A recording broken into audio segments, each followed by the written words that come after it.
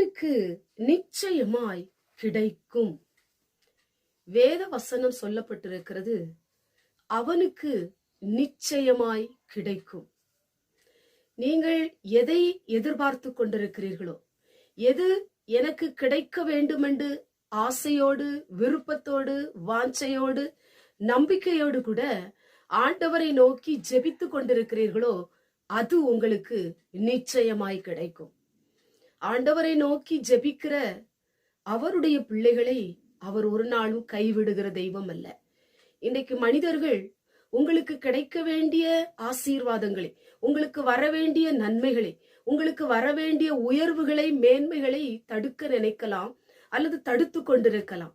ஆனால் ஆண்டவருடைய திட்டம் உங்கள் மேல் இருந்தால், ஆண்டவருடைய வாக்குத்தத்தங்கள் உங்கள் மேல் இருந்தால், ஆண்டவர் உங்களுக்கு வாக்குறுதி கொடுத்திருந்தால், நிச்சயமாய் அது உங்க கையில வந்து சேரும். அதை யாராலும் தடுக்கவும் முடியாது, தடுத்து நிறுத்தவும் முடியாது. எப்படிப்பட்ட சதித்திட்டங்கள் தீட்டினாலும், எவ்வளவு மனிதர்கள் எழும்பி நின்றாலும், சூழ்ச்சியே செய்தாலும், கர்த்தர் உங்க பக்கமாய் திரும்பி அது உங்களுக்கு கிடைக்கும்படி செய்வார்.